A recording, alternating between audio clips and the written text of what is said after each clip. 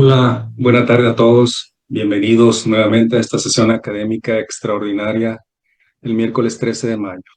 El tema de hoy es infertilidad y preservación de la fertilidad en pacientes hematológicos. Decisiones antes, durante y después del tratamiento. Nosotros como hematólogos ya de muchos años hemos visto la evolución de los tratamientos en hematología, desde quimioterapias mega intensas con dosis altas de quimioterápicos que tenían efectos adversos sobre la fertilidad de los pacientes, o radioterapias que incluso abarcaban la totalidad casi del cuerpo, que también afectaban directamente la fertilidad de los y de las pacientes. Hemos visto también esta evolución incluso en el trasplante de células progenitoras hematopoyéticas, de esquemas de acondicionamiento muy intensivos, ahora son menos intensivos y estamos bien con esto de que menos es más, al menos en esto de la hematología. Ahora tenemos nuevos tratamientos, terapias blancas, terapias dirigidas, que si bien los efectos secundarios son diferentes o son menores, algunos también repercuten en la fertilidad de los pacientes. Es por ello que es muy importante este tema y de seguro será una sesión, como lo dice, extraordinaria. Y para esto, bueno, les daré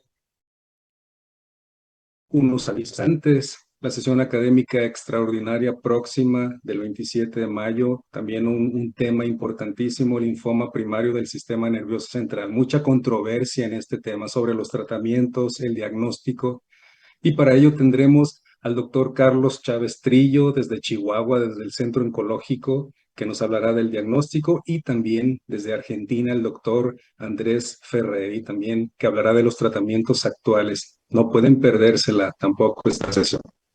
Les recuerdo nuevamente el curso de hematología basada en evidencias 2026, que ahora está en línea, on demand, para que accedan a él y puedan ver toda la actualidad en todos los temas de la hematología, tanto benigna como maligna. Estamos preparando un gran congreso, el 67 Congreso Nacional de Hematología. Ya lo saben que será en Monterrey. Por allá nos vemos para que vayan alistando sus maletas porque no pueden perdérselo esta vez. Y nos veamos a finales de septiembre por allá, eh, por la Sultana del Norte. Dos grandes ponentes esta vez. El doctor Cristian Ramos, todos lo conocemos, doctor Cristian Ramos Peñafiel. Él es hematólogo certificado por el Consejo Mexicano de Hematología. Actualmente es el jefe de servicio de hematología en el Hospital General de México, doctor Eduardo Liceaga. Es nuestro editor en jefe de la revista de hematología de la AME. Estudió medicina en la UNAM, especialista en hematología en la UNAM con mención honorífica en todo lo que hace, maestría y doctorado en ciencias médicas por la UNAM. Él nos hablará del impacto de las enfermedades hematológicas en la fertilidad de los pacientes. Después del doctor Ramos tendremos al doctor Edgar Alonso Cruz. Él es médico cirujano por la Universidad La Salle, con especialidad en obstetricia y ginecología por la UNAM.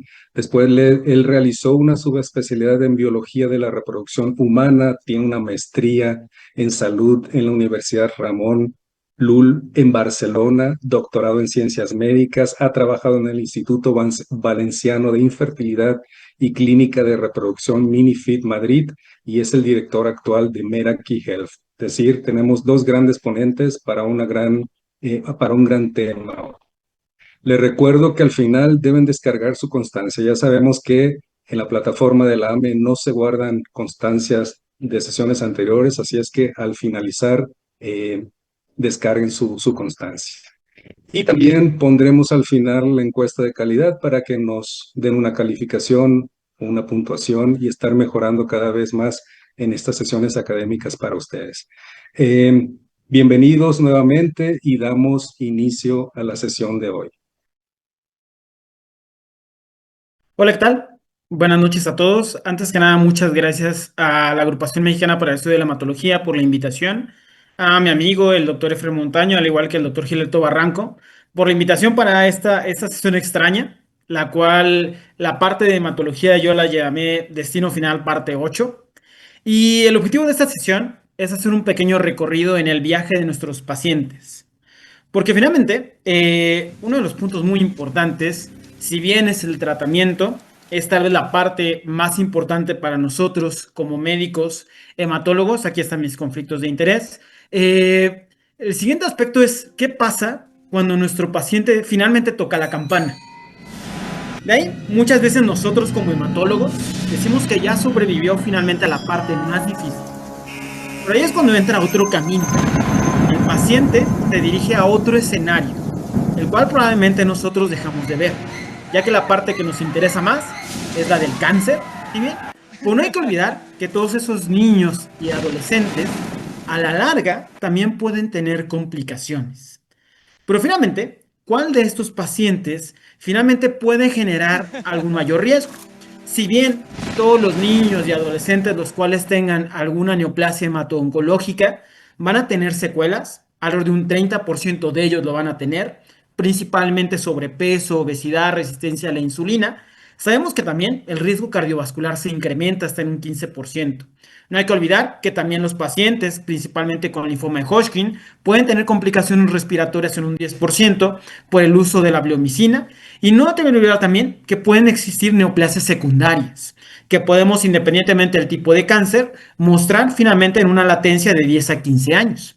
Por eso, si bien nuestra misión tal vez acaba en ese primer escenario de Cancervania, no hay que olvidar que la vida del paciente también continúa. Y uno de los aspectos más importantes es qué va a suceder después. Porque finalmente, dentro de todo el recorrido, también la fertilidad es muy importante. Y muchas veces no tocamos este tema con nuestros pacientes. Inclusive el día de hoy, haciendo una reflexión en la consulta de leucemias agudas, pues probablemente no tocamos mucho ese tema con los pacientes que ya son supervivientes.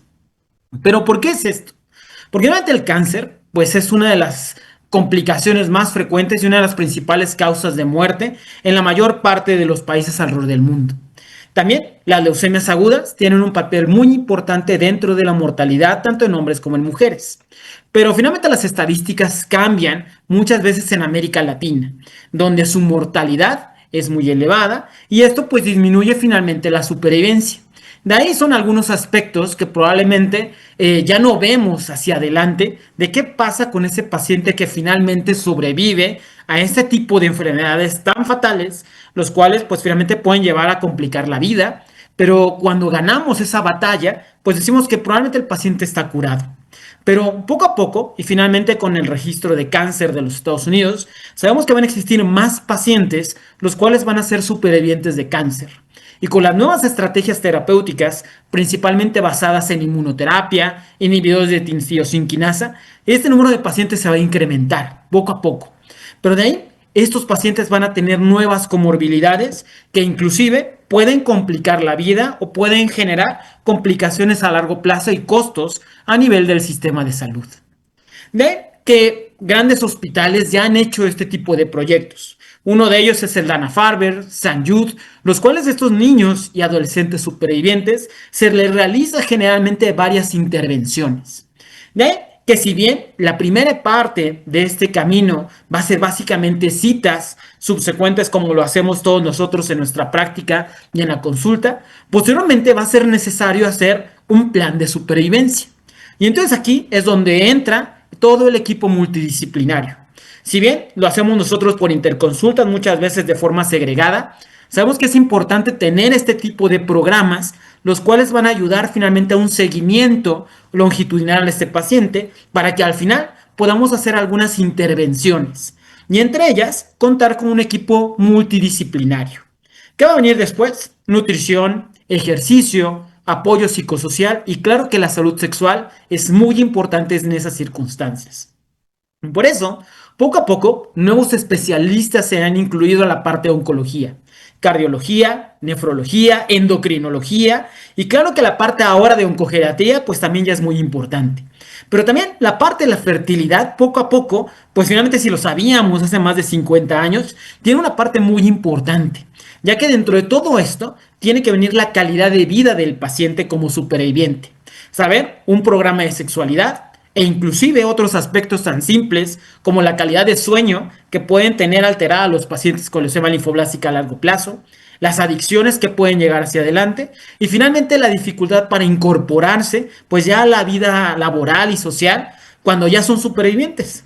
porque muchas veces la pérdida ahora de la enfermedad y de la protección que genera tener finalmente el cáncer, pues también es un trauma para ellos, porque ahora tienen que incursionarse en la vida laboral. Por eso, poco a poco han existido estos programas para intentar adherir a estos pacientes ya a la vida funcional y poco a poco ya nuevos especialistas se han adicionado a este tipo de programas. Ven que existen varias guías y varias recomendaciones. La Asociación Americana de Oncología desde hace más de 15 años ha generado programas multidisciplinarios. La parte inicial fue con el soporte nutricional, posteriormente psicológico y posteriormente ya psicosocial y claro que la llegada del ejercicio, porque sabemos que estos pacientes a la larga pueden generar obesidad y complicaciones metabólicas. Por eso es muy importante, principalmente en niños y adolescentes, saber pues realmente que la vida también continúa más allá del cáncer. Y para poderlos incorporar a su vida laboral, su vida escolar, pues es importante ahora ver todos los aspectos más allá de lo que va a ser el tratamiento oncológico. Pero como les comentaba, esto no es algo nuevo, sino se sabía desde hace muchísimo tiempo. Por eso, en este estudio, el cual llama ¿qué pasa cuando ya tu tratamiento termina?, muchas veces a los pacientes en los años 80 lo que les importaba de forma primaria era la pérdida de cabello. Y de finalmente si iban a tener familia o iba a afectar finalmente su salud familiar, pues quedaba como en un segundo o un tercer aspecto. Esto pues poco a poco ha cambiado a través de los años. Y con la llegada pues finalmente ya de estrategias curativas de la mayor parte de las enfermedades, ahora sí, ya importa pues el escenario hacia adelante, porque la posibilidad de curación es más grande. Y por eso es donde viene un nuevo síndrome, el miedo al futuro. ¿Qué va a pasar hacia adelante? ¿Y qué va a pasar cuando yo ya no tenga cáncer?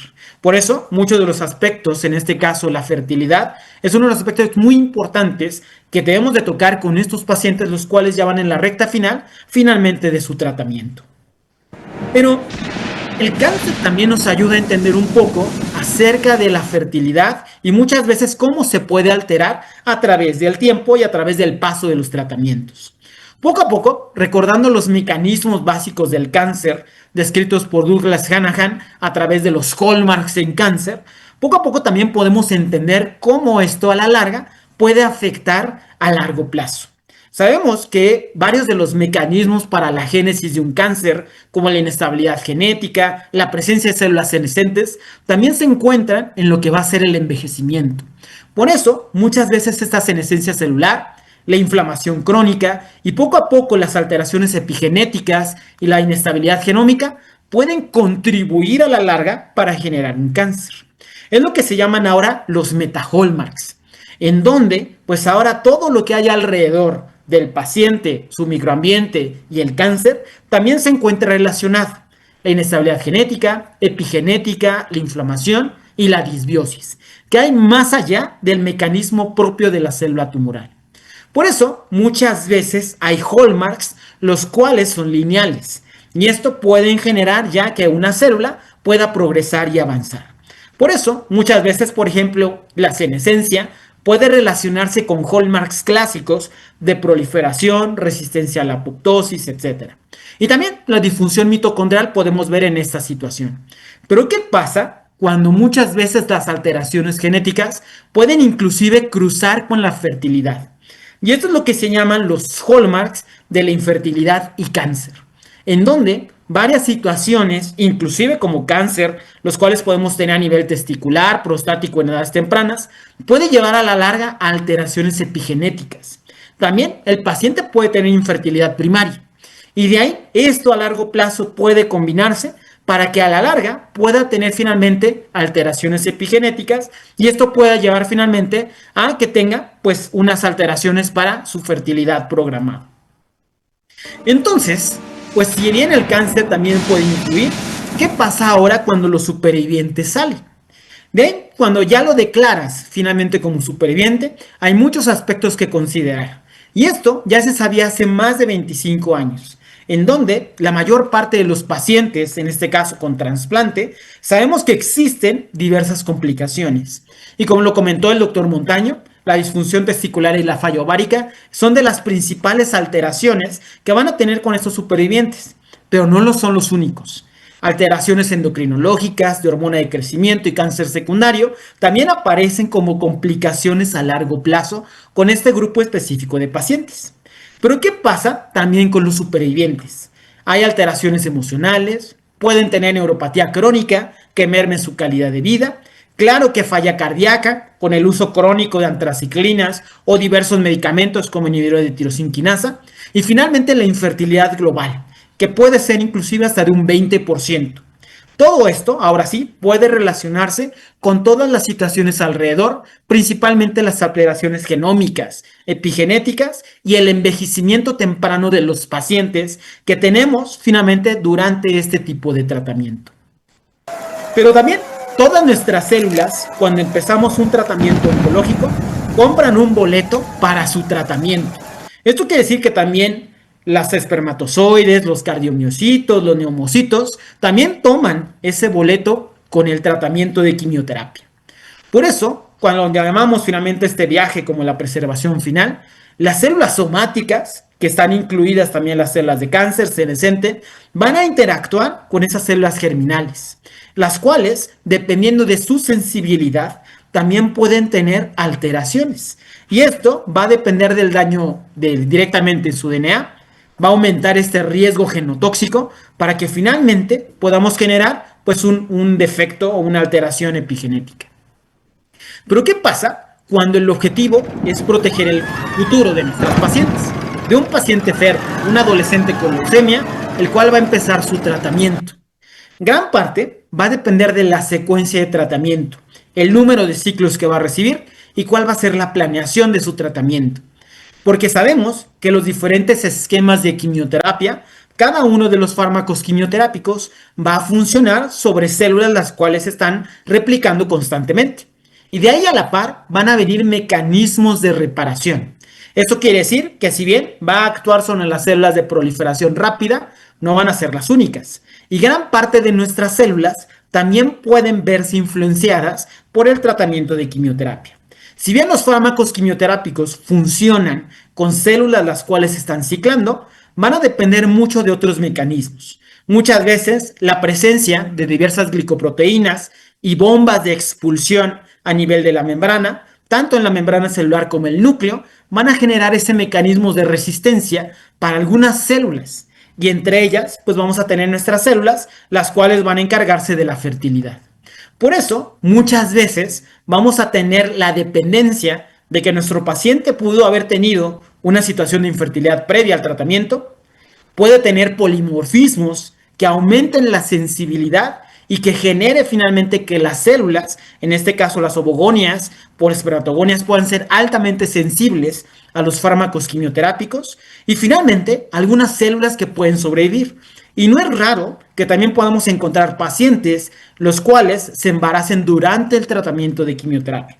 Y esto lo vamos a ver en la parte final. Y de esto va a depender de este tipo de mecanismos. Esas bombas de resistencia, tanto en la membrana como el núcleo, y la presencia principalmente de polimorfismos para transformar estas células en resistentes y sensibles. Y esto va a determinar si van o no hacia apoptosis. ¿Pero qué pasa cuando la cura poco a poco se está acercando y ya estás acabando finalmente tu tratamiento como en destino final? De ahí que muchas veces las células que se van a ver más afectadas van a ser finalmente el tejido ovárico. Aquí, alrededor, nuestros folículos van a convivir con alrededor de su microambiente. La matriz extracelular, los vasos sanguíneos, que pueden ser inhibidos, el sistema inmune y su microambiente, y claro que todo este efecto de reductor, inflamación que hay alrededor, y la convivencia de células senescentes que generen una fatiga en nuestras células.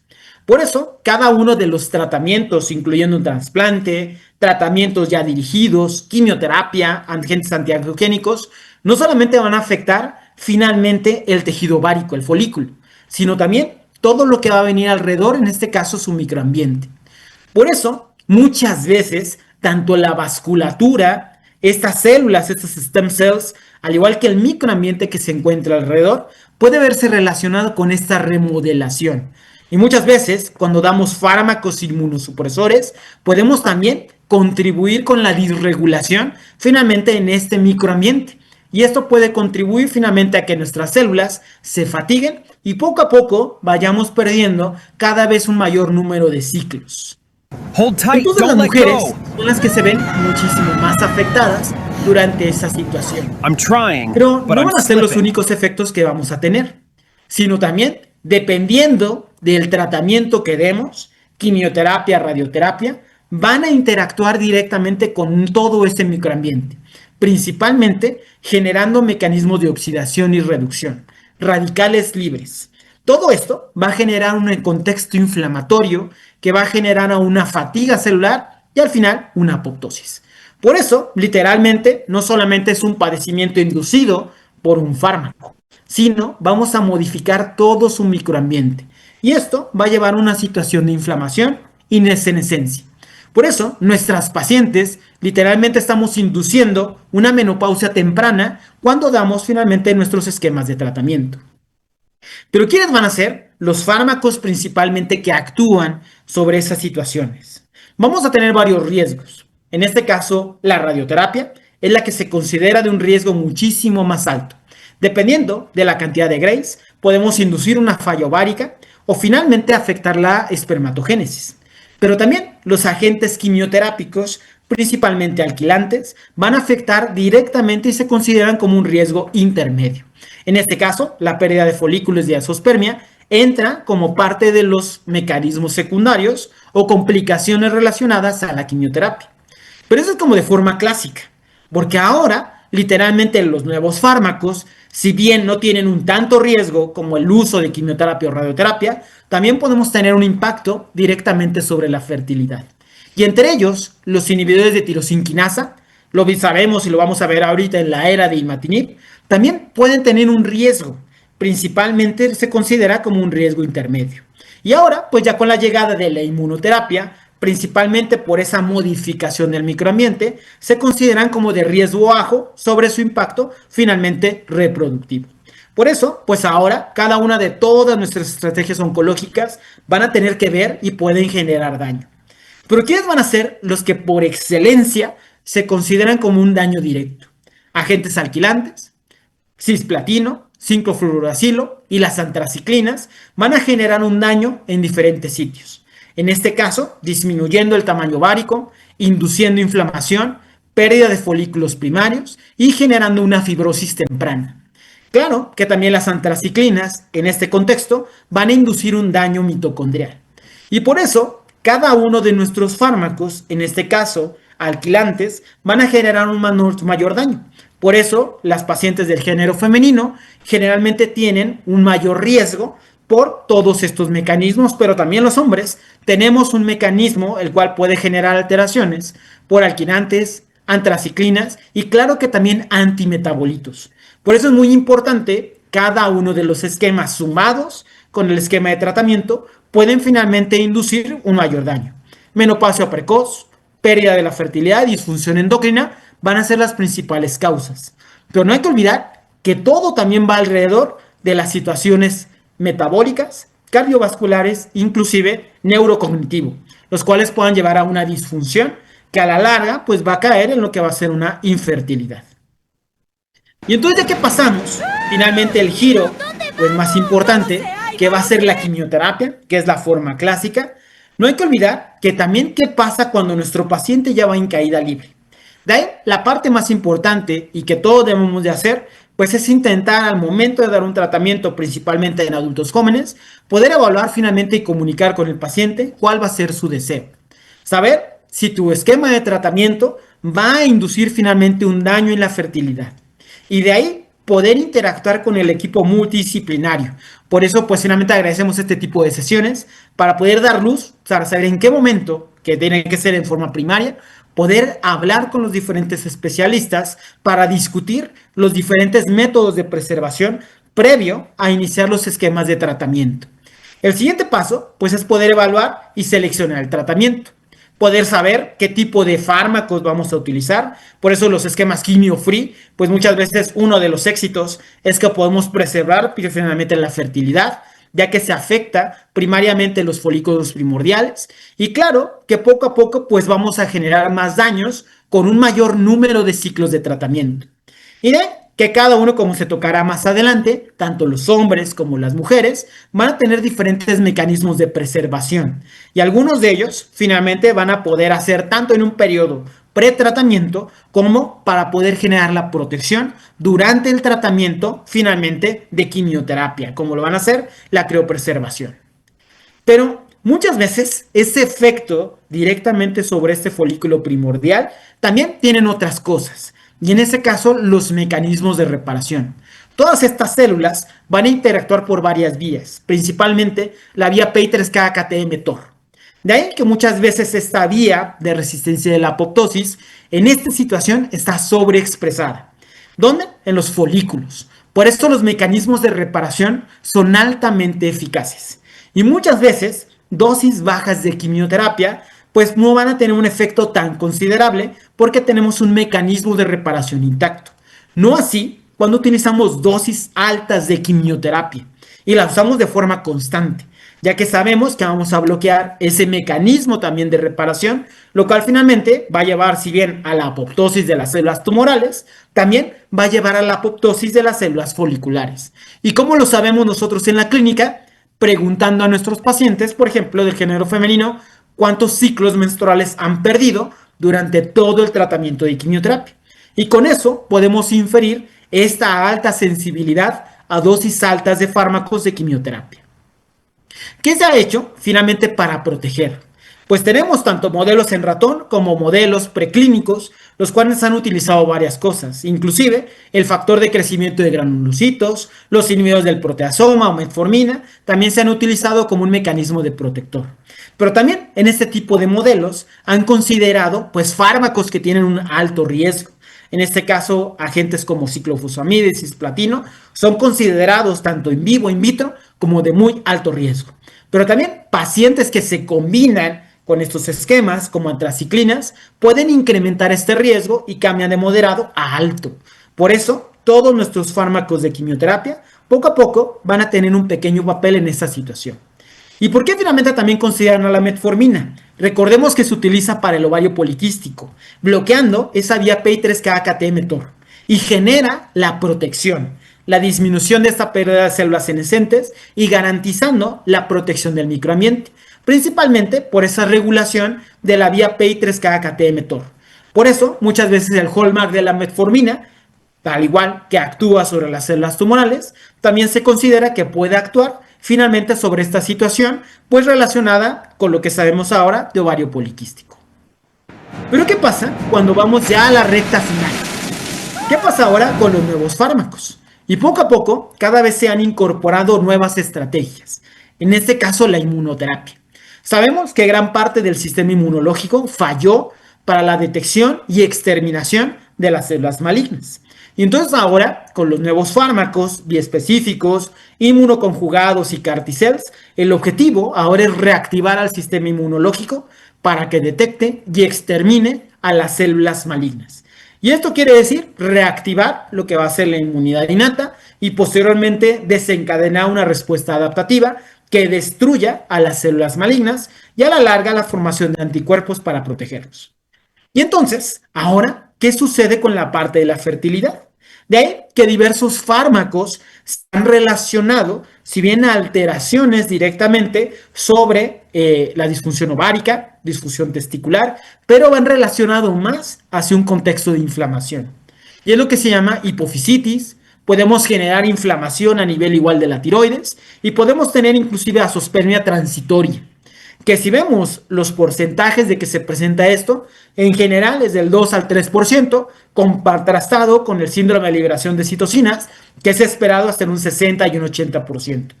Si bien toda esta situación es transitoria durante el escenario de quimioterapia, poco a poco, con la llegada de estos esquemas libres de quimioterapia, vamos a empezar a registrar cada vez un mayor número de pacientes, los cuales nos digan cómo les fue finalmente con su vida fértil y su vida sexual. Pero ¿por qué todas las inmunoterapias también pueden tener que ver con esto? Porque sabemos que ahora el microambiente es muy importante. Estas células inmunes implantadas que inducen finalmente esta tolerancia también se van a ver afectadas por la cantidad de anticuerpos que están circulando. En este caso, los anticuerpos monoclonales. De ahí, esto puede llevar a una disregulación inmunológica y finalmente causando un exceso de inflamación. ¿Por qué lo necesitamos? Por el síndrome de liberación de citocinas. Y este estrés también puede llegar directamente hacia nuestros folículos, generando una inflamación crónica. Si bien muchos modelos son hipotéticos, sabemos que ahora a largo plazo, ya con la llegada de las CAR T-cells, poco a poco vamos a saber más acerca del futuro de estos pacientes y finalmente si lograron embarazarse y lograron llevar a buen término pues finalmente una gestación. Por eso, la mayor parte de estos fármacos se consideran de riesgo intermedio, del 20 al 80% de forma transitoria. Tanto inmunomoduladores monoclonales o CAR T-cells se consideran también como un riesgo, principalmente sobre el efecto inflamatorio que tenemos sobre las diferentes células. ¡Ay, Dios mío! Para ir a la vuelta final, ¿qué pasa ahora con los inhibidores de tirosina quinasa? Y esto llegó literalmente durante la época de la fertilidad. Esto quiere decir que nuestros pacientes ya se consideraban en respuesta y que regresaban a hacer su vida normal. Y de ahí es donde chocó la llegada de los ITCs. Y entonces la leucemia mieloide crónica nos enseñó mucho acerca de estos fármacos, ya que la inhibición dual de c-KIT y el factor de crecimiento derivado de plaquetas también puede relacionarse y alterar la espermatogénesis, al igual que en generar la disfunción ovárica. Y entonces muchas veces podemos tener tantos efectos ováricos transitorios como también podemos tener efectos gonadales masculinos, más que nada con un tratamiento a largo plazo. Por eso, muchas veces cuando hacemos ya estos periodos libres de tratamiento, el objetivo no solamente en las mujeres, sino también en los hombres, es considerar que puedan tener la desaparición de este efecto para que por lo menos puedan tener una mayor cantidad de eventos. Y esto también lo aprendimos en la curva de cáncer y embarazo. Y esto lo plasma muy bien el doctor Álvaro Cabrera cuando presenta los datos de nuestro centro del Hospital Regional de la Especialidad, donde también las pacientes embarazadas que tienen hijos y ellas tienen leucemia, principalmente leucemia mieloide crónica, a largo plazo vuelven a tener un segundo producto. Sabemos que si bien la mayor mortalidad va por leucemias agudas, leucemia mieloide crónica nos enseñó mucho, ya que también podemos tener complicaciones a largo plazo, principalmente malformaciones. Lo vamos a ver más con imatinib, dasatinib, pero hay fármacos como nilotinib u bosuntinib, lo cual disminuye este riesgo. Por eso muchas veces es muy importante con nuestra paciente joven con leucemia mieloide crónica tener esa consejería, más que nada por el riesgo que podemos tener a largo plazo de malformaciones. Y entonces, ahora cambia el paradigma. Ya muchas veces una enfermedad altamente curable y controlable, pues ahora el objetivo real es saber qué vamos a hacer cuando nuestra paciente esté embarazada y finalmente tener esos periodos libres de tratamiento, ya que nuestras opciones pues van a ser generalmente limitadas, como lo plasman esta serie de casos de pacientes pues que tuvieron pues una gestación durante la enfermedad de leucemia mieloide crónica. Por eso es muy importante tener esta interacción desde una forma muy temprana con estas pacientes fértiles para poder llevar a buen término cada una de las gestaciones. ¿Y cuál va a ser el objetivo final? Pues si bien es la cura funcional de la enfermedad, no hay que olvidar que nuestros pacientes desean algo más. En este caso, pues regresar a su vida normal y claro que poder tener finalmente una familia y poder reflejarse y desarrollarse como personas es igual de importante que la curación de la enfermedad. Por eso, pues tal vez ese sería el mensaje final y pues a nombre finalmente del Hospital General de México, el Hospital Regional de Alta Especialidad de Ixtapaluca, de mi pequeña Madi, y siempre vean Destino Final, lo pueden encontrar en HBO Max. Muchas gracias por su atención y tiempo y pues los dejo para la siguiente sesión. Muchas gracias.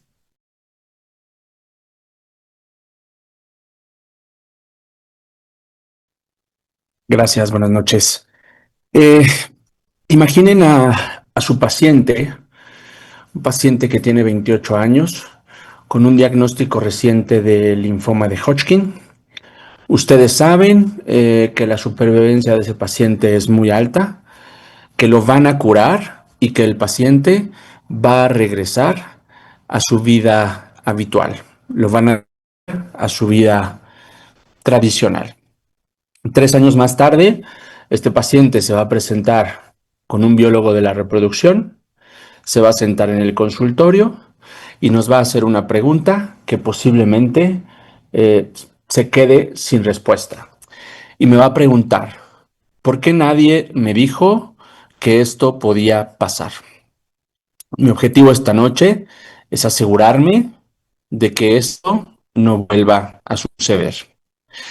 Quiero agradecer a la AME, al doctor Montaño Figueroa, al doctor Barranco, por poder poner este tema en el programa de tan honorable asociación.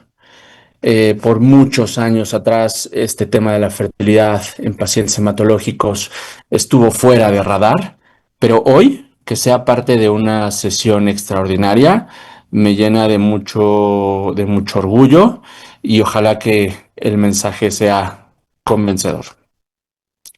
Estos son mis conflictos de interés que no impactan y no influyen como tal en la presentación que voy a dar. Quiero comenzar hablando de la supervivencia, lo magnífico que lo han hecho los oncólogos, los hematólogos de los últimos años, porque definitivamente las tasas de sobrevida, de supervivencia, de curación que han tenido los diferentes cánceres hematológicos, específicamente hablando, pues cada vez ha sido mayor y mejor. Sin embargo, esto nos lleva a la necesidad de tener que abrir un nuevo capítulo en la vida de estos pacientes. Hay que reconocer y tener presente este dato que va a ser contundente para todo lo que viene en la presentación. La prevalencia de infertilidad tras un trasplante de células hematopoyéticas es del 30%, es decir, en 1 de cada 3 pacientes que se somete a un trasplante de células hematopoyéticas, posterior a su curación, va a tener problemas para poder lograr un embarazo.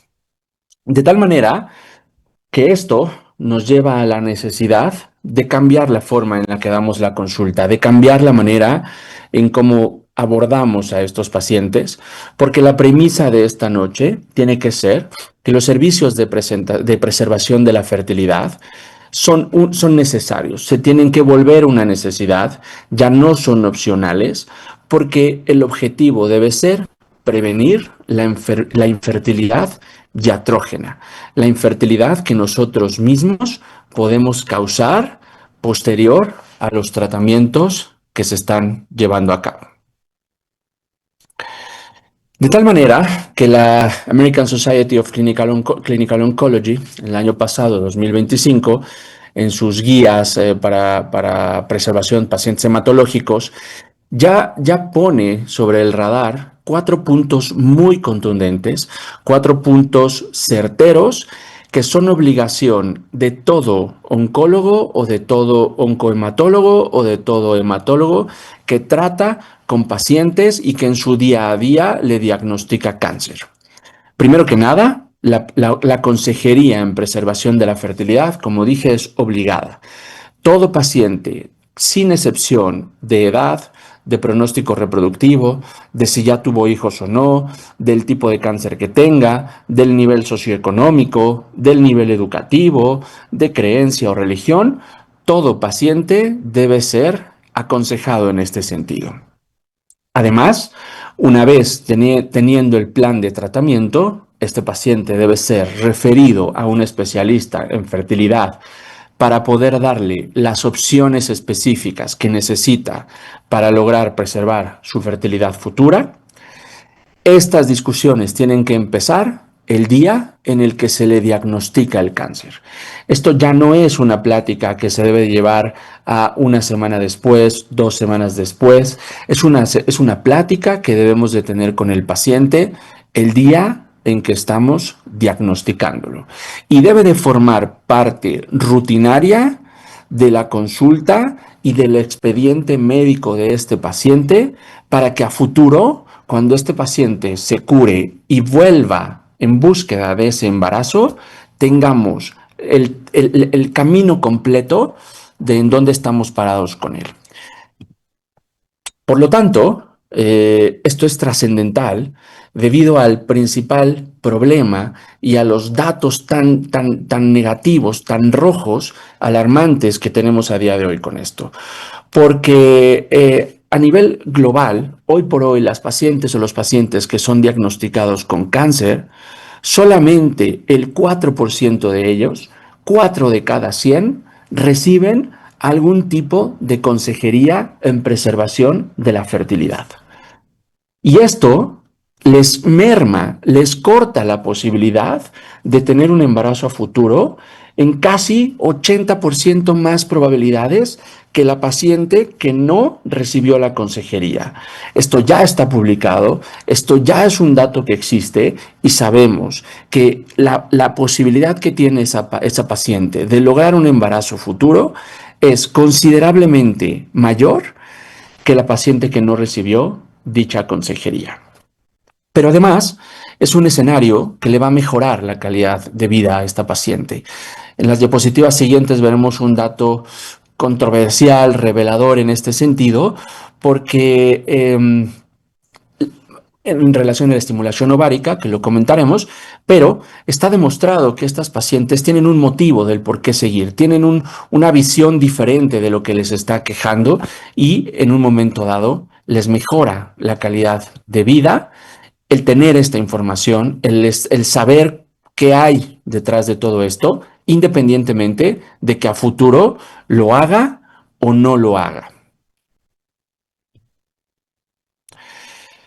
Cuando nosotros tenemos un paciente enfrente y recién le diagnosticamos una enfermedad maligna o un cáncer, es importantísimo que desde la trinchera del hematólogo nos ayuden puntualmente con esa primera valoración desde el punto de vista de la fertilidad para estas pacientes. Ustedes en esa consulta de diagnóstico ya activamos el gatillo, pulsamos el botón que tiene que desencadenar una serie de acciones ordenadas, secuenciales y bien definidas para el proyecto de preservación de fertilidad de estos pacientes. De tal manera que el medir una hormona antimuleriana como mejor predictor de respuesta ovárica, como mejor predictor de tasa de nacido vivo para estas pacientes, un perfil hormonal ginecológico para valorar la integridad del eje hipotálamo, hipófisis, gónada, así como un ultrasonido en un momento dado para valorar ovarios, recuento folicular antral y algún posible estudio de extensión, es lo mínimo indispensable que tenemos que tener a la mano para en un momento dado recibir a estos pacientes posteriormente en la consulta de fertilidad. Porque lo que es muy importante en este sentido, y es lo que vamos a entrar a revisar en las siguientes diapositivas, es que la ventana terapéutica en la oncohematología es real, existe y debe ser activada sí o sí antes de que el paciente entre a su tratamiento contra el cáncer de manera ideal. Y tenemos que personalizar y estratificar cada uno de los riesgos para estos pacientes, como lo comentaba el doctor anteriormente, pero para esto ya existe una guía y un paso a paso para poder realizarlo. Porque tenemos opciones de un inicio aleatorio a los 2 o 3 días del diagnóstico del paciente para estar haciendo una estimulación ovárica y en 12 días tener óvulos congelados en la clínica, porque en un paciente masculino que tiene que ser tratado con una quimioterapia o con una cirugía, en 2 o 3 días tenemos más de 6 muestras de semen congeladas en la clínica que se pueden criopreservar por más de 20-25 años, porque a día de hoy la criopreservación, la congelación del tejido ovárico ya es una realidad y tiene excelentes resultados en el pronóstico reproductivo de estas pacientes posteriores a su tratamiento contra el cáncer, y porque existe este tema que desde hace muchos años atrás, el tema de los análogos de GnRH, pues es en general mucho de lo que conocemos, de lo que escuchamos y decimos, pues si yo le pongo una dosis probablemente con eso ya le ayudo, y todo lo contrario, es de lo que menos evidencia tiene. De tal forma que hoy por hoy tenemos que entender que esas herramientas ya existen, que tenemos que conocerlas y que el hematólogo, el oncólogo son los médicos de primer contacto en el diagnóstico del cáncer que tienen que activar el botón para poder desarrollar estos siguientes pasos. De acuerdo a la Sociedad Americana de Medicina Reproductiva, este mismo año, ha trazado ya una ruta muy definida que el paciente oncológico tiene que seguir al momento de entrar a un programa integral de preservación de la fertilidad. Y esto puede ser definitivamente muy debatible y podemos entrar aquí en una discusión porque efectivamente esto es una adaptación de lo que se hace en hospitales en Estados Unidos, y lo primero que tenemos que tener o caer en cuenta es que nuestra realidad social es totalmente diferente, que nuestra estructura sanitaria es totalmente diferente, que el recurso de nuestros pacientes es totalmente diferente. Pero es muy importante conocer este paso a paso para saber que existe y que posiblemente hay pacientes en quienes sí podemos tener este apego. Como ya dije anteriormente, el paso número 1 en el momento de hacer este diagnóstico y que el hematólogo sabe que este paciente está en riesgo de tener una infertilidad iatrogénica porque en los siguientes días, semanas, tiene que estar en un tratamiento oncológico. En ese momento el hematólogo tiene que tener las herramientas para estratificar un riesgo, para decirle cuáles son los riesgos que tiene en función del tratamiento que tiene que recibir, pero al mismo tiempo poder referir al especialista en fertilidad a fin de retrasar lo menos posible las estrategias de preservación.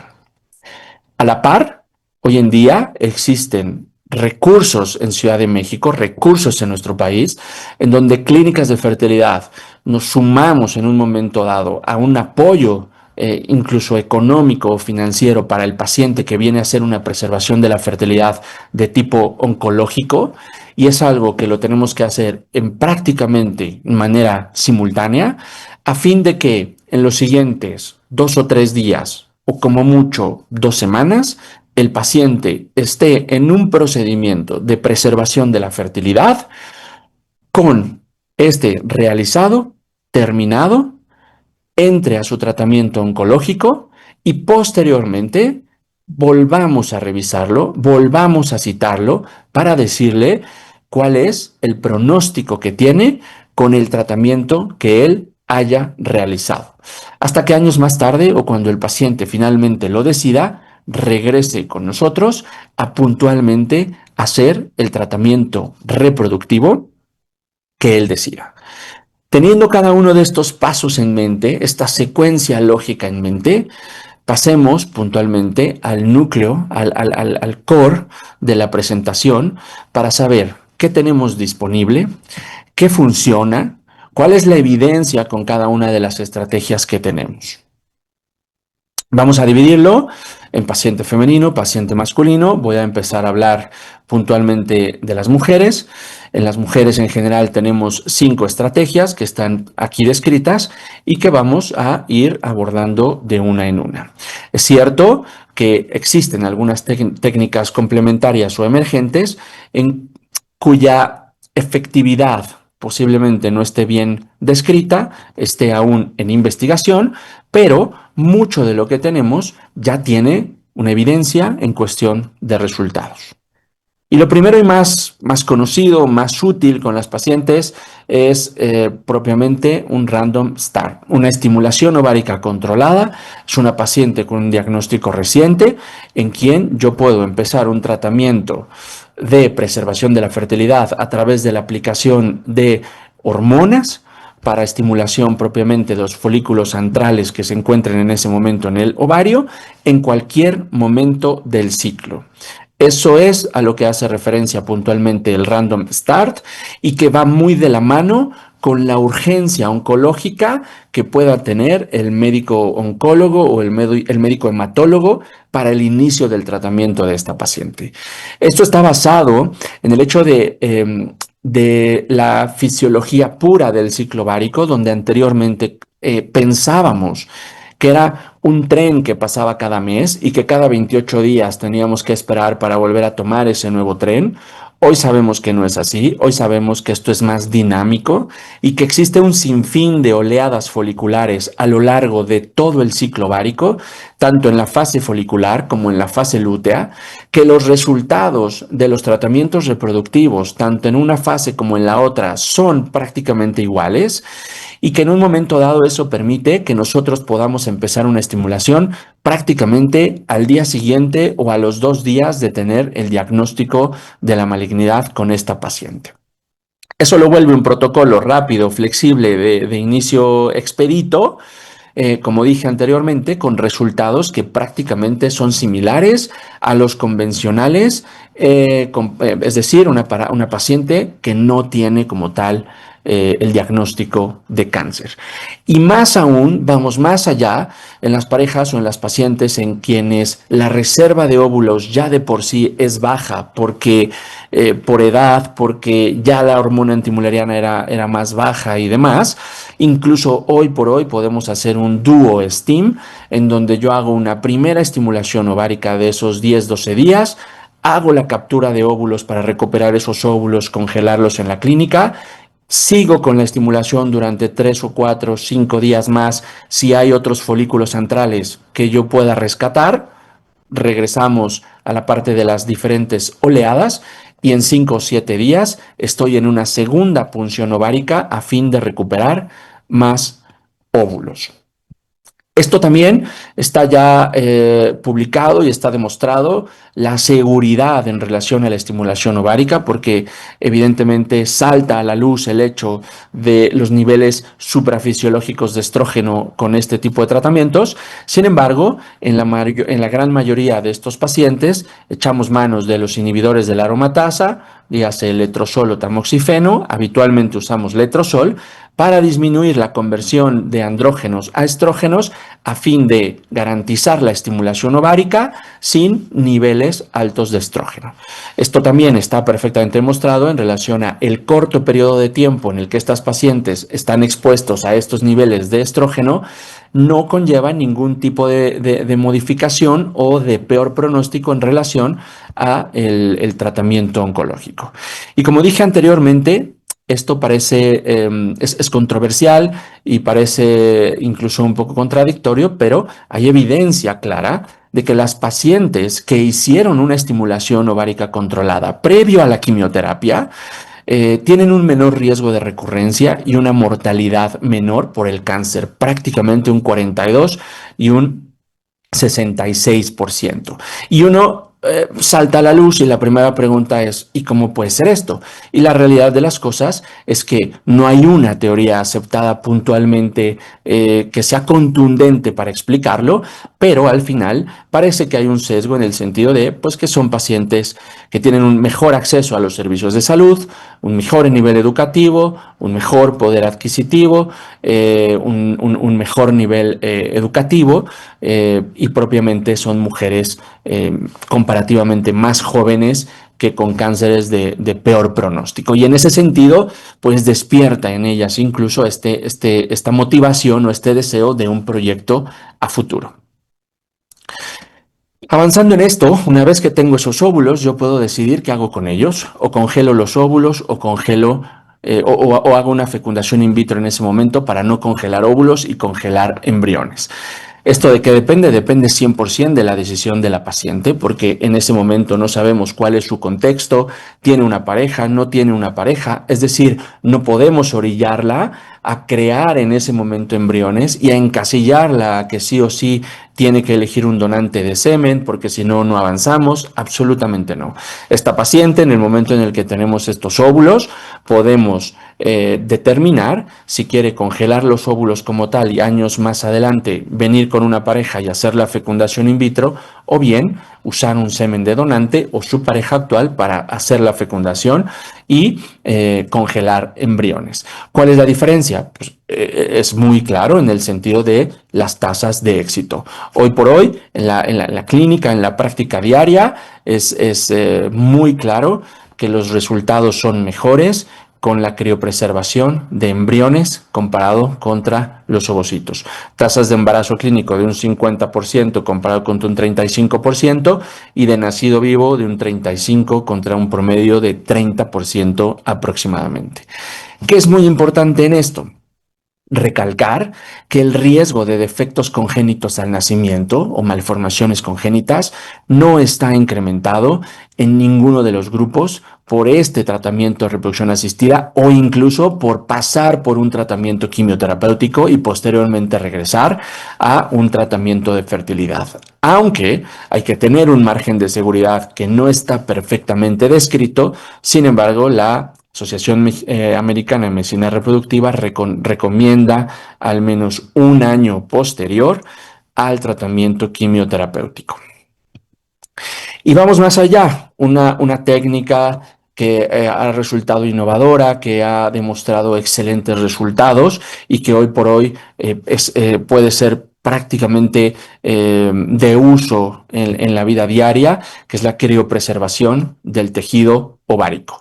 Y esta estrategia puntualmente está mucho más encaminada a aquellos pacientes en donde el tiempo es lo que manda. Aquellos pacientes en donde tienen que empezar un tratamiento quimioterapéutico inmediato porque no podemos alargar esa parte.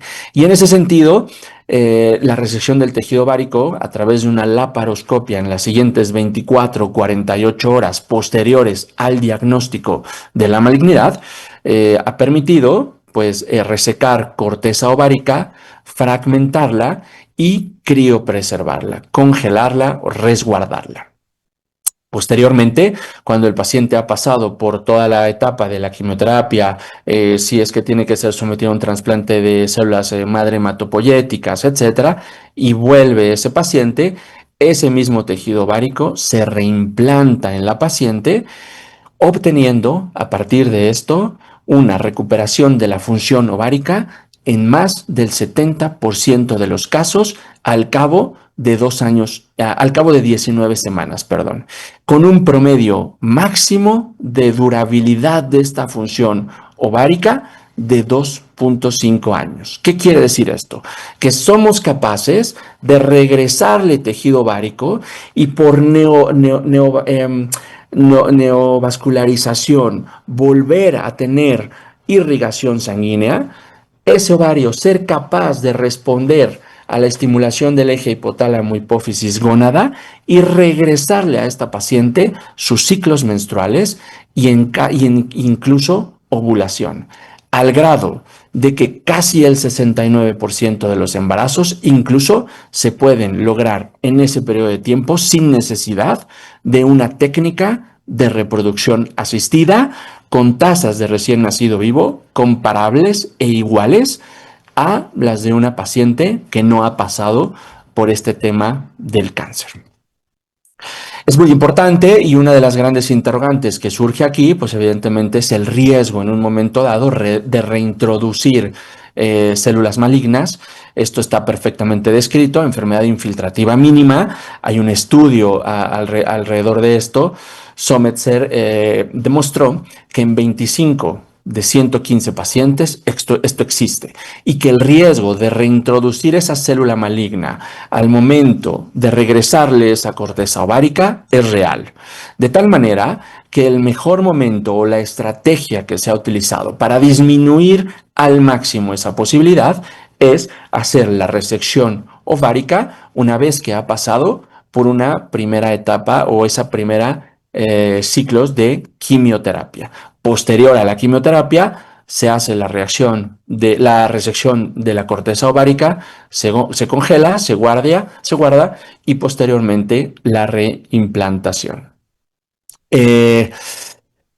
Y más allá, yendo más allá, en aquellos pacientes en donde hay esa misma urgencia y esa misma necesidad de hacer la criopreservación del tejido ovárico, una técnica que es mucho más línea de investigación es la maduración in vitro de los ovocitos. Es decir, sin hacerle nada a la paciente, sin tener que ponerle hormonas, sin estimular nada, al día siguiente yo puedo quitar un pedazo de esa corteza o bien en una punción, tal como se hace una punción de óvulos, obtener folículos primordiales o bien ovocitos metafase 1 inmaduros y esos complejos ponerlos en el incubador con medios especiales para buscar la maduración in vitro en el laboratorio de estos ovocitos a fin de guardarlos y posteriormente esta paciente pueda venir y hacer uso de ellos.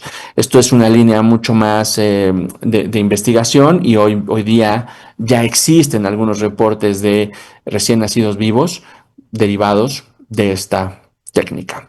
Y lo que hablaba anteriormente en relación a los análogos, que es uno de los fármacos con uso bastante más extendido y que en un momento dado algunos de los colegas hematólogos pueden sentirse más seguros de aplicar para buscar en un momento dado esa protección gonadal. Lo que debo decir es que hoy por hoy el uso de los análogos no se considera y no debería de ser la estrategia de elección para preservarle la fertilidad a una paciente, para protegerle la gónada a una paciente, porque la realidad de las cosas es que el efecto que tiene este análogo es muy inconsistente, no existen beneficios claros en relación a el uso extendido y único de esta estrategia, por lo que efectivamente se puede utilizar, pero nunca aislado, más bien siempre de la mano con alguna de las otras estrategias de preservación de la fertilidad. Donde sí tiene un uso muy útil, incluso para este grupo de pacientes, es que este análogo de GnRH, cuando se lo aplicamos a la paciente que le vamos a dar un tratamiento de quimioterapia y que va a entrar en anemia plásica y va a estar depletada de todas sus líneas celulares, pensando primordialmente en plaquetas, esta paciente, si yo le pongo un análogo de GnRH, le puedo evitar una hemorragia importante derivado de un posible ciclo menstrual, porque en un momento dado esta paciente puede tener una regla, una menstruación, que en ese momento, en ese estado o en esa condición le genere una hemorragia que pueda incluso poner en peligro su vida, de tal manera que el análogo de GnRH es muy útil y es una de las estrategias ideales para aplicar a estas pacientes a fin de evitar estas hemorragias. Y como dije anteriormente, la maduración in vitro, pues bueno, ya hablamos de ella. Esto tiene mucho más un tinte de línea de investigación. Ya existen algunos reportes alrededor del mundo en relación a el éxito que puede tener la maduración in vitro de estos folículos primordiales o estos folículos o estos ovocitos metafase 1 dentro del laboratorio. Sin embargo, pues es algo que no está extendido a día de hoy de manera importante en las clínicas de fertilidad. Cuando la paciente va a recibir radioterapia, radiación importante a nivel pélvico, otra de las estrategias importantes para la prevención de la fertilidad y que perfectamente tiene validación en ese sentido es la transposición ovárica. Es decir, yo puedo mover los ovarios del lugar hacia la parte lateral o hacia la parte medial a fin de protegerlos del campo de radiación. La distancia mínima alejada a la que debería de estar ese ovario son 4 centímetros y evidentemente mientras más joven es la paciente, menos de 30 años, tiene menos riesgo de que esta paciente caiga en una menopausia como efecto secundario a la radiación pélvica realizada. La técnica más utilizada es una transposición hacia el fondo de saco de Douglas, hacia la parte posterior del útero, porque es la que en principio mejores resultados da. Bien, finalmente avanzamos a la parte del hombre, en donde las posibilidades reales, las estrategias reales son menos, pero son altamente efectivas. Existe la criopreservación espermática, que es la técnica de elección en todos los pacientes postpuberales, porque es una técnica que es muy rápida, que se puede implementar de forma inmediata, prácticamente al día siguiente de haber tenido el diagnóstico del cáncer, y además las tasas de embarazo con las tasas de recién nacido vivo son exactamente iguales o equiparables a los pacientes que no tienen un padecimiento oncológico. Es muy importante saber que muchas veces, el diagnóstico oncológico como tal ya conlleva per se la afectación de la muestra seminal, de tal manera que debemos de tener los parámetros mínimos indispensables para saber que esas muestras a futuro realmente van a ser útiles.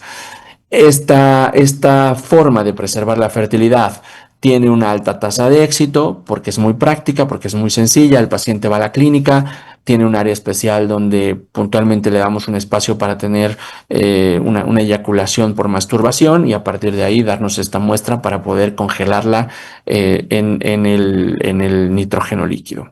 Idealmente buscamos tres muestras, tres eyaculaciones, con un parámetro mínimo de 5 millones de espermatozoides móviles en diferentes alícuotas, de tal manera que con un solo eyaculado podríamos incluso congelar o preservar hasta 2 viales, y si lo hacemos venir 2 o 3 días seguidos, pues a lo mejor logramos tener 4 o 6 viales congelados que de alguna manera le van a facilitar su tratamiento reproductivo años más tarde. Es cierto que muchos de esos pacientes tampoco están en su mejor momento para en un momento dado poder dar una muestra de este tipo. Son pacientes que vienen con un estado de ánimo decaído, ansiedad, dolor por la misma comorbilidad, depende del tipo de medicamento que esté tomando, opioides con una libido pues totalmente baja, etcétera. A veces echamos mano de los inhibidores de la fosfodiesterasa a fin de lograr con ellos o facilitar y ayudarles en el poder proveer propiamente la muestra. Cuando un paciente no puede dar este tipo de muestras, o bien hacemos una muestra seminal y vemos que es un paciente que ya tiene azospermia y que propiamente el semen eyaculado no es viable para poder congelarlo, entonces echamos mano propiamente de la extracción quirúrgica de los espermatozoides. Es una técnica conocida como TESE, un TESE oncológico.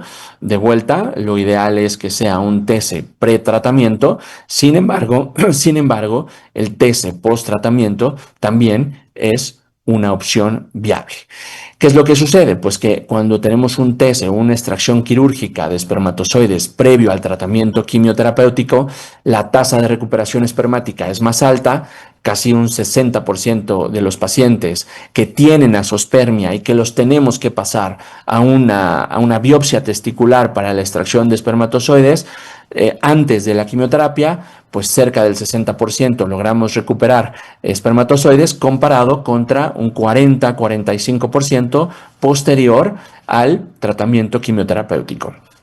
Las tasas de recién nacido vivo prácticamente son equiparables, y en un momento dado, este tipo de tratamiento se puede aplicar en el momento en el que el paciente va a la cirugía, a la orquiectomía, para resecar el tumor, quitar el testículo, y en una mesa al lado, estéril, en ese testículo, en esa gónada, buscar hacer la extracción de espermatozoides, el TESE propiamente.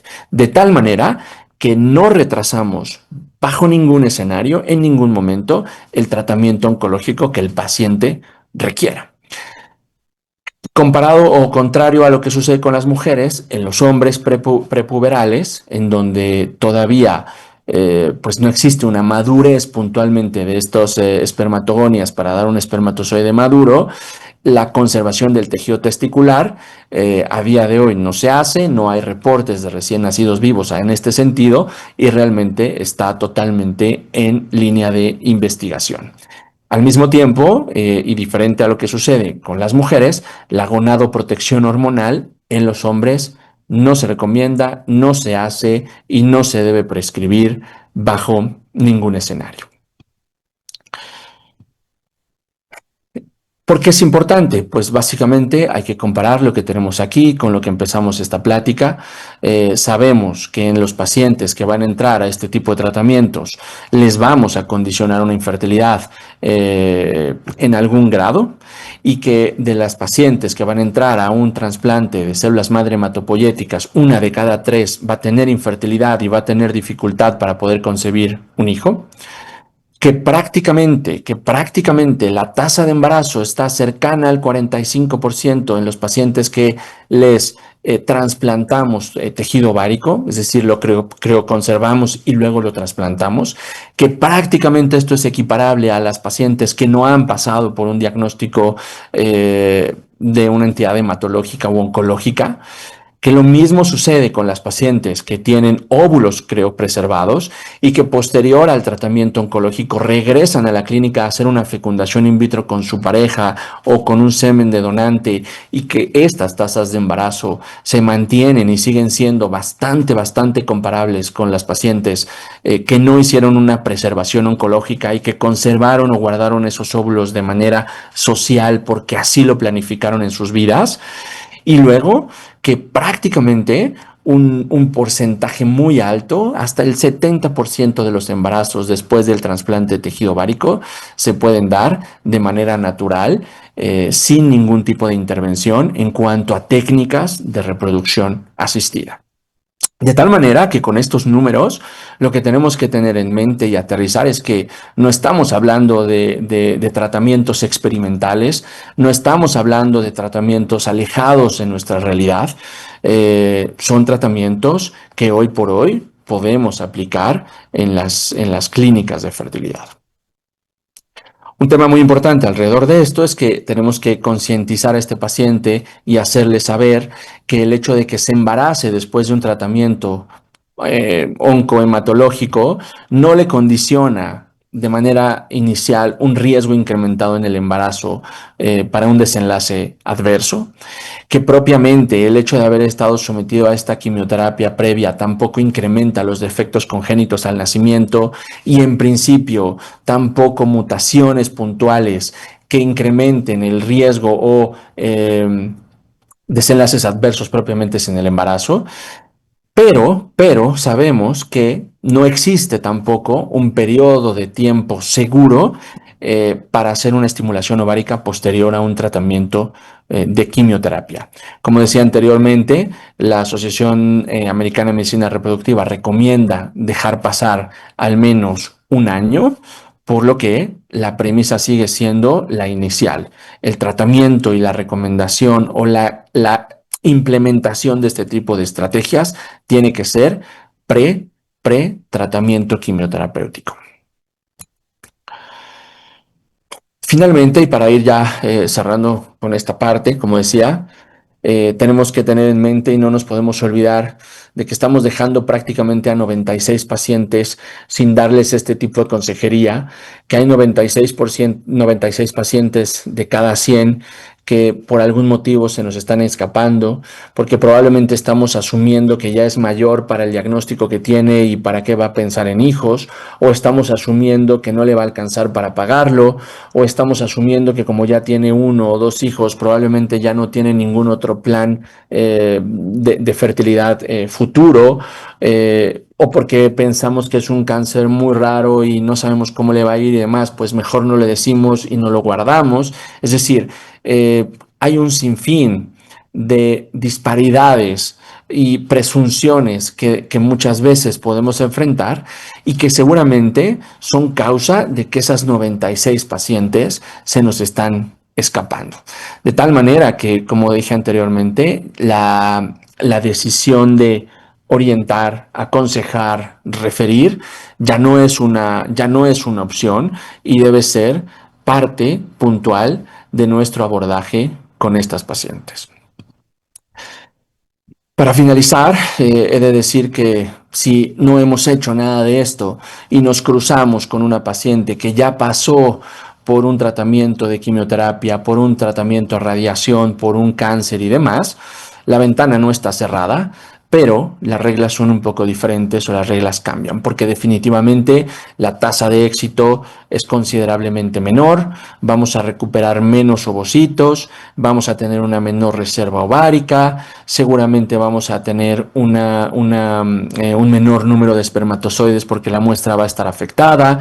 La restitución de la función hormonal, los ciclos menstruales espontáneos y en un momento dado el embarazo de forma natural posterior a un trasplante de tejido ovárico decae, de tal manera que lo ideal, como dije, todo se resume y todo nos lleva de nuevo a la parte en donde estas estrategias idealmente deben de ser implementadas previo al tratamiento. Y cuando este paciente viene, y este paciente que o bien logró preservar la fertilidad o bien no logró preservarla y estamos en esta nueva ventana de oportunidad, pues tenemos que entender y presentarle cuáles son las opciones que tiene para construir una familia, desde un embarazo espontáneo, como lo dije anteriormente, hasta todas las técnicas de reproducción asistida que a día de hoy tenemos al alcance de los pacientes. Técnicas de reproducción asistida con el material que ellos previamente congelaron, fecundación in vitro, criopreservación de embriones, una transferencia de embriones congelados, semen previamente congelado, una donación de óvulos, una donación de semen, una donación de embriones, en pacientes en cuyo útero fue a lo mejor radiado y a día de hoy no es viable llevar un embarazo, una gestación subrogada. Siempre el tema de la adopción debe estar sobre la mesa y debemos dejárselos a estos pacientes también perfectamente informados. O bien, como dije anteriormente, un grupo menor de pacientes en donde la concepción natural o espontánea se puede dar. De tal manera que la línea del tiempo visualmente es esta, para que ustedes tengan una idea clara, un mensaje claro de que en ningún momento retrasaremos propiamente el inicio del tratamiento quimioterapéutico. Es una mujer que tiene un diagnóstico puntualmente que requiere un inicio de quimioterapia. En el día 0 prácticamente estamos dando la consejería. En los primeros 2 días es un paciente que prácticamente tiene un diagnóstico hecho con estratificación de riesgo, valoración de la reserva ovárica y referencia al médico especialista en fertilidad, a fin de que en el tercer día prácticamente esté con el inicio de la estimulación con este protocolo Random Start, y 10 a 12 días posteriores a ese tratamiento tenemos los óvulos criopreservados, guardados, y la paciente en el día 15 puede estar empezando el tratamiento quimioterapéutico. Un hombre que recibe un diagnóstico similar y que prácticamente al día siguiente o al segundo o tercer día está dando una muestra seminal en la clínica 1, 2 o 3 días seguidos, a fin de tener estas muestras de eyaculado criopreservadas, y en un día más 4 posterior a su diagnóstico puede estar empezando el tratamiento quimioterapéutico, o bien una paciente con una urgencia mayor, con un sentido de urgencia importante, en donde a las 24 o 48 horas la podríamos tener en una laparoscopía haciendo una resección de tejido ovárico para criopreservarlo, y 5 días después estar iniciando el tratamiento quimioterapéutico. Es decir, el objetivo puntual de esto es no retrasar el tratamiento oncológico.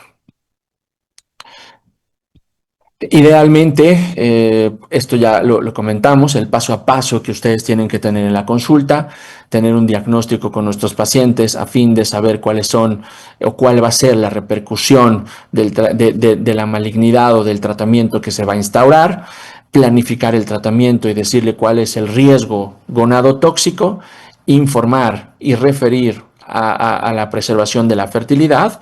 Y bien, en estas primeras 48 horas prácticamente estar en una consulta con el biólogo de la reproducción.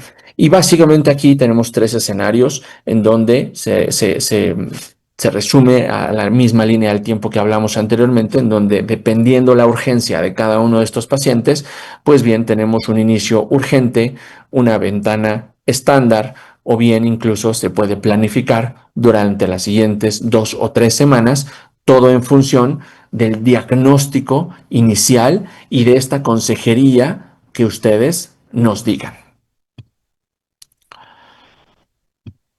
Cuando nos envían a una paciente, hay 6 puntos importantes que no se deben de olvidar, porque estos 6 puntos para nosotros son trascendentales a la hora de instaurar el tratamiento reproductivo o la técnica de preservación de la fertilidad.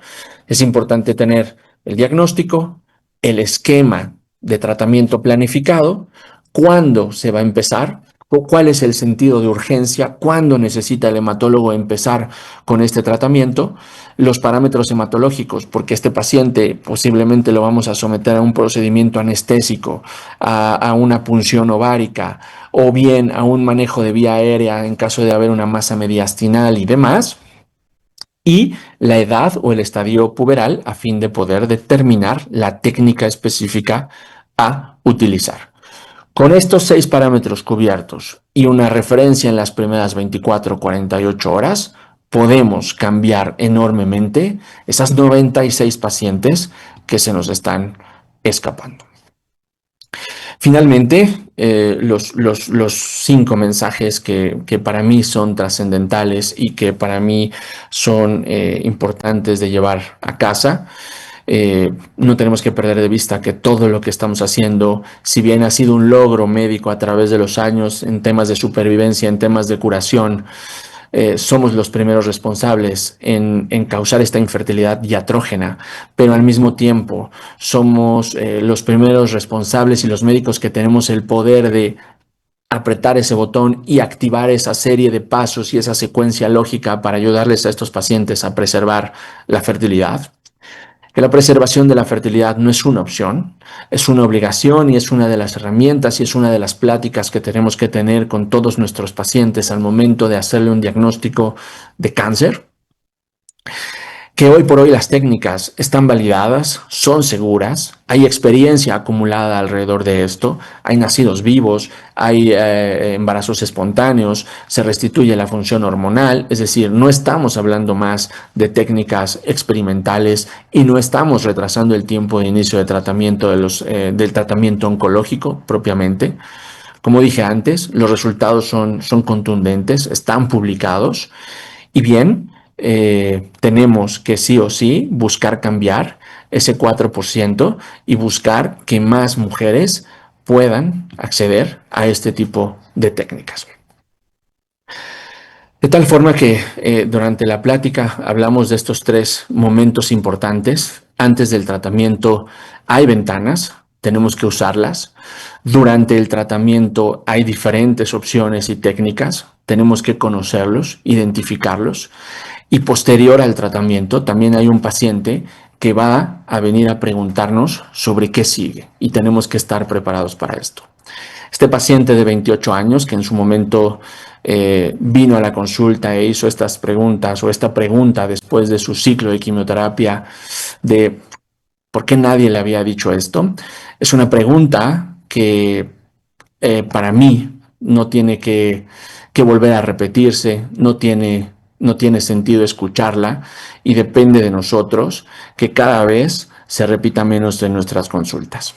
Muchas gracias.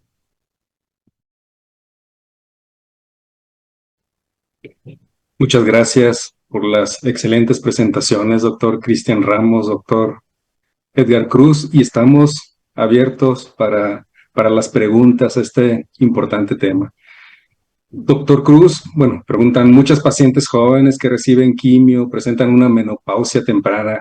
¿Podría revertirse si una paciente, no sé, de 40 años desearía volver a revertir nuevamente la menstruación o todo su ciclo menstrual, pues?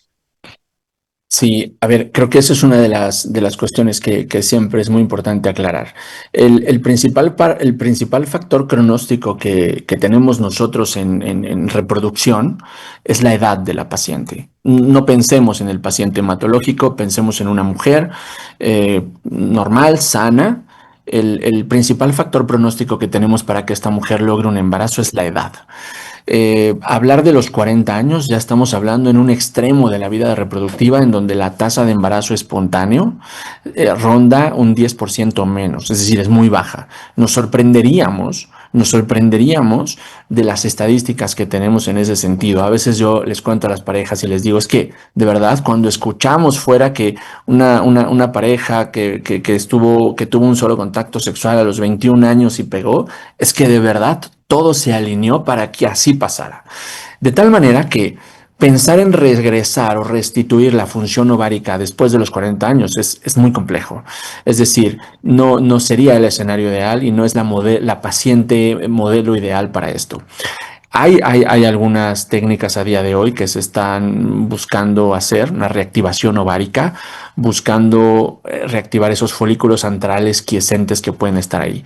Pero ya en el contexto de la paciente oncológica y la quimioterapia está perfectamente mostrado que después de la quimioterapia, es cierto que ese folículo primordial se afecta, pero como son células quiescentes, se afecta menos que la célula neoplásica, porque la quimioterapia puntualmente va a tener un mayor efecto sobre esa célula que se está replicando sin control, contrario a ese folículo primordial quiescente, dormido, que está en la corteza ovárica y que definitivamente le va a impactar, pero que posterior a la quimioterapia, si hacemos esa resección de tejido ovárico, se encuentran folículos primordiales que posteriormente pueden recuperar esta función. Entonces, la clave a esta pregunta puntualmente es hacer una técnica puntual cuando la reserva ovárica de esa paciente es buena.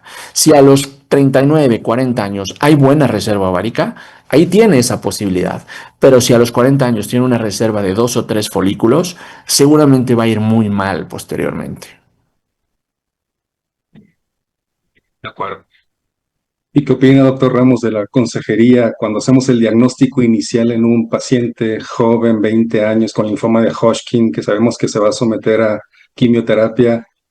¿Qué deberíamos explicarle, pues, sobre todo en este tema de fertilidad?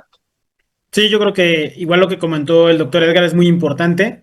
Finalmente ya no podemos ser todólogos en todas las áreas y pensar solamente en oncología. Yo creo que ya con el acceso de medicamentos altamente eficaces, de alto costo y que finalmente impactan en la supervivencia, gran parte de la responsabilidad es que viene hacia adelante, ¿no? Entonces, yo creo que tiene que ser parte primordial, inclusive para cuestiones legales hacia adelante, poder considerar pues todos los eventos adversos que podemos tener. Y claro que la fertilidad es uno de los temas muy importantes y como comentó al final en su diapositiva muy puntual, quitar todos los mitos porque muchas veces no sabemos si ese paciente tiene todos los recursos disponibles para poder tener una reserva o poder tener una fertilidad garantizada. Eso nosotros lo inferimos porque nuestra prioridad es el cáncer, pero pues finalmente es una enfermedad familiar y yo creo que tiene que estar en la plática en cualquier situación, en niños, adolescentes, adultos jóvenes que tengan enfermedades potencialmente curables. ¿Y existirá algún riesgo de desarrollar alguna neoplasia maligna cuando en los productos de fecundación in vitro o de preservación ovárica, doctor Cruz? La realidad de las cosas es que está demostrado que no. Hay estudios muy grandes en relación nosotros, el grupo control que tenemos son las donantes de óvulos, porque con las donantes de óvulos elegimos un perfil de una mujer sana, joven, con buena reserva y sin comorbilidades. Entonces, eso es nuestro grupo control. Entonces, cuando hacemos este tipo de estimulaciones, pues hay un seguimiento y demás. Pero, además, existen ya seguimientos de años a nivel mundial de grandes asociaciones en donde está demostrado que los tratamientos de estimulación ovárica controlada no incrementan el riesgo de cáncer, no incrementan el riesgo de infertilidad y que en un momento dado las técnicas de reproducción asistida prácticamente están equiparables en relación a los defectos congénitos de nacimiento, malformaciones o síndromes. Es decir, en ese sentido, no lo incrementa. Ahora, voy un poco más allá. Cuando nos metemos en el siguiente paso de la fecundación in vitro, pues a día de hoy ya tenemos un diagnóstico genético preimplantación que me permite a mí determinar con un 98% de certeza si el embrión que yo voy a poner dentro del útero de esa paciente no tiene aneuploidías, es decir, su número de cuenta cromosómica es normal. Y más allá, si yo tengo una pareja conocida con una mutación específica o incluso un gen asociado a cáncer hereditario, yo puedo buscar específicamente esa mutación en ese embrión a fin de no transferirlo o sí transferirlo si sé que en esa familia hay una asociación genética de cáncer. Entonces, esto ha ido, hoy tocamos un poco la preservación y demás, pero hoy estamos en posibilidad de ir 2 o 3 pasos más allá. Muy bien. ¿Y la estimulación hormonal es como una estrategia, como se ha mencionado, para lograr fertilidad después de quimioterapia? ¿Aumentaría el riesgo en un paciente con cáncer, aunque ya debiera estar controlado para una trombosis o algún evento trombótico? A ver, eso es uno de los protocolos justo que nosotros hicimos justo cuando estuvimos en España en el Instituto Valenciano de Infertilidad, porque esta pregunta surgió. ¿Qué pasa con un paciente con cáncer? ¿Qué pasa con un paciente obeso? ¿Qué pasa con una paciente fumadora? ¿Qué pasa con una paciente hipertensa? Que también van a la clínica a buscar ser mamás y que en un momento dado yo la voy a someter a una estimulación ovárica controlada con niveles suprafisiológicos de estrógeno y las empezamos a anticoagular. Empezamos a anticoagular porque dijimos, bueno, a lo mejor y sí tienen un determinado riesgo.